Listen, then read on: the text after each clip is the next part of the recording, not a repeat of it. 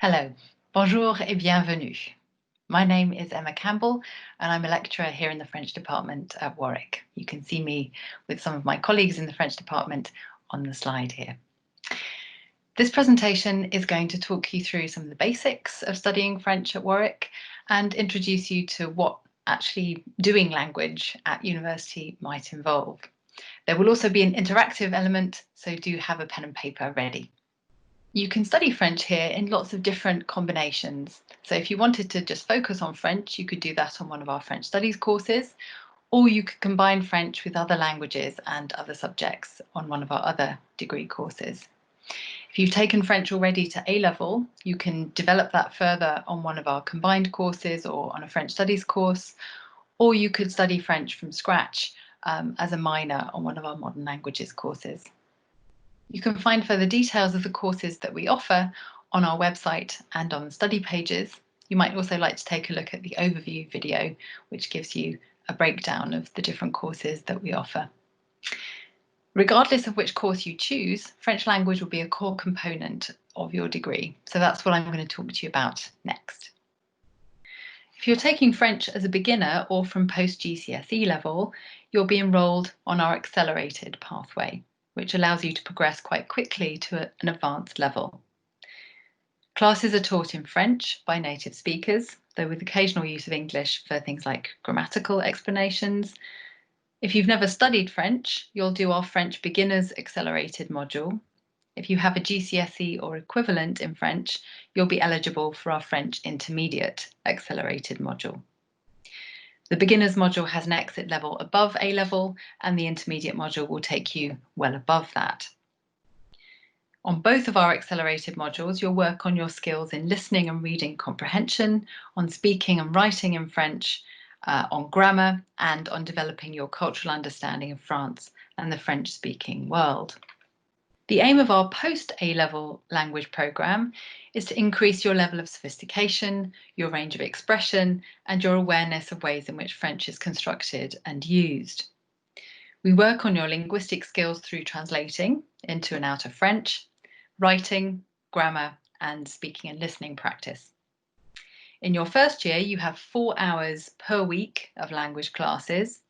All the language classes are taught in French, and in the case of oral classes, will always be with a first language speaker. Your tutors will also help you to tailor your language learning through guided self-study, and will train you to use the language learning software that will support your learning in class. So you're probably wondering what all of this will be like in practice. So let me give you an illustration of how these different elements fit together. And this is where the interactive part comes in. So let's start with something simple. How do you say cake in French?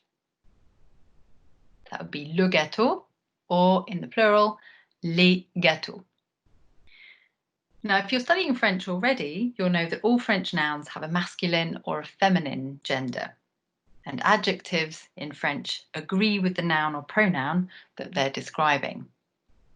So, for example, cake in French is a masculine noun. And that means the articles that introduce the word, like the cake or a cake, have a masculine form. So you say le or un gâteau rather than using the feminine articles, which would be la or une. Now, if you wanted to use an adjective to describe your cake, such as good or big or delicious, you'd need to make that adjective agree with the noun in gender and in number. So, for example, if you wanted to say a nice or good cake, that would be un bon gâteau. And nice or good cakes would be de bons gâteaux. So here you can see bon, which means nice or good, agrees with gâteau. And in the case of the plural, you add an S to make the adjective agree with the noun. Now, bon, unlike most French adjectives, comes before the noun rather than after it. If you wanted to say a delicious cake, that would be un gâteau délicieux. So here you can see that the adjective still agrees with the noun, but is placed after it rather than before it. So that's a very basic grammar point about adjectival agreements, which you might have come across already. There's, of course, much more to say. And you'd explore topics like adjectival and verbal agreement in greater depth in your grammar classes. Developing an in-depth knowledge of French grammar will help you to use the language accurately in your own speaking and writing, and these are skills that we'd help you to take to the next level. What I'd like to focus on here is how we'd use translation to develop your linguistic range and awareness of how language is used in context. So that's what we're going to talk about next. So we've looked at some simple translations of cake into French. What happens to that English word when you use it in certain expressions? So for instance, we sometimes say in English that something that's selling quickly is selling like hotcakes. And that's an example of what's known as an idiomatic expression. It's an expression that uses figurative language in a way that's often difficult to translate. Now, you might like to stop the presentation at this point and brainstorm expressions that you know in English that use the word cake. So what other ones can you come up with besides it's selling like hotcakes? Here are a couple of other expressions that I thought of that use the word cake. So that takes the cake, or you can't have your cake and eat it. So how would you translate these expressions into French? You might like to pause the presentation again at this point and jot down some of your own ideas. It's selling like hotcakes in French would be cela se vend comme des petits pains. So it's selling like bread rolls. That takes the cake would be ça c'est le bouquet. You sometimes hear ça c'est le bouquet final. So literally that's the bunch of flowers or the final bouquet. And you can't have your cake and eat it would be on ne peut pas avoir le beurre et l'argent du beurre. Something which I think is much more logical than the English expression, because I always have my cake and eat it. In French, you would say you can't have the butter and the money for the butter. If you've gone out to buy butter, you can't come back with both the butter and the money that you used to pay for it. So cake in these contexts isn't necessarily translated as gâteau. It becomes bread rolls or bunches of flowers or butter. So what idiomatic expressions help to illustrate is that translation has to work with units of meaning, not just with words. And that's why literal translation will only take you so far. Real fluency depends on an awareness of how language is used in context. So let's look at an example of how we might apply this to the translation of an idiom from French into English. Here we have an example from a French supermarket called Monoprix, which is known for using packaging that plays on words related to the product.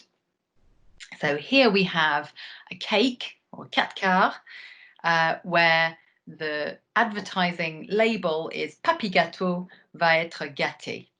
So this is appearing on a sponge cake, which, as you can see from the message in Monoprix's Twitter feed, is for Grandfather's Day.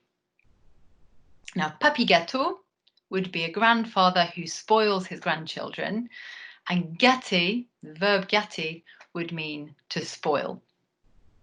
Now, translating this marketing slogan to literally wouldn't be quite adequate. So, for example, we could translate this as cakey granddad is going to be spoilt. When I put this into some machine translations, I got cupcake grandpa's gonna be spoiled.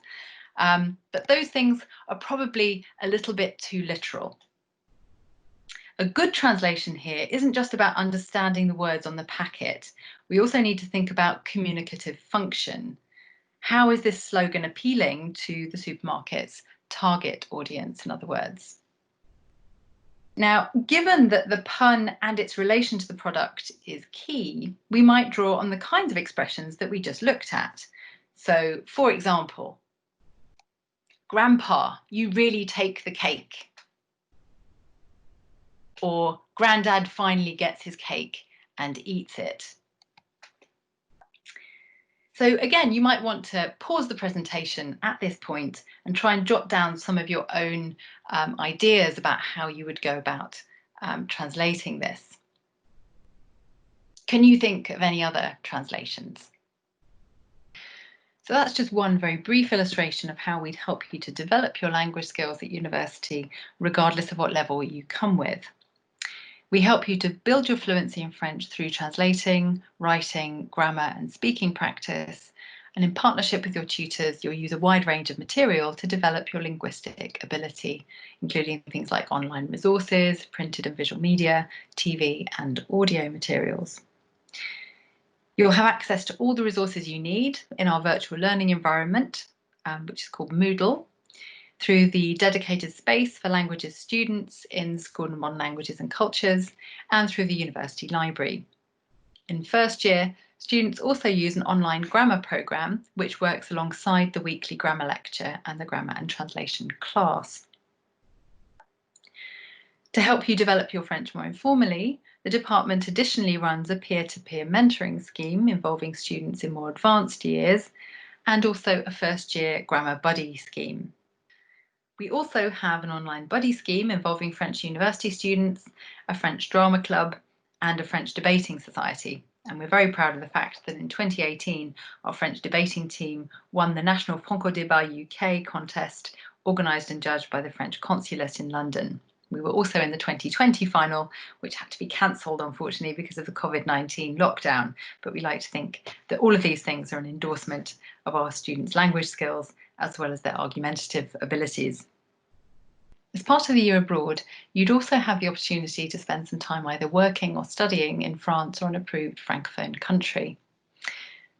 Currently, students have three main options. The first would be doing a British Council assistantship in either France or Canada. So that's where you'd be teaching English in a school. The second option would be studying in one of our partner universities. So Warwick has established links with Paris, with Caen, Dijon, Grenoble, Bordeaux, Montpellier, Strasbourg, Brussels, with an institution called ISTI, so the Institut Supérieur de Traducteurs et Interprètes, and Martinique. And we're currently developing new partnerships in France. The third option would be a work or study placement that you would organise yourself. Students sometimes get support with that from the Careers Service or from other students who've already done placements.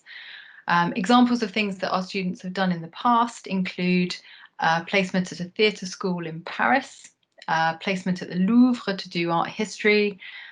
They've done placements in French law firms, at fashion houses like Christian Dior, or spent time subtitling French films. And students really have freedom of choice as to what they do for that year.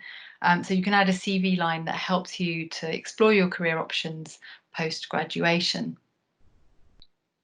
Students are very well prepared before they go abroad. You have a year abroad coordinator and a team of people who support you both before you go, in the year before you go, and then also while you're away.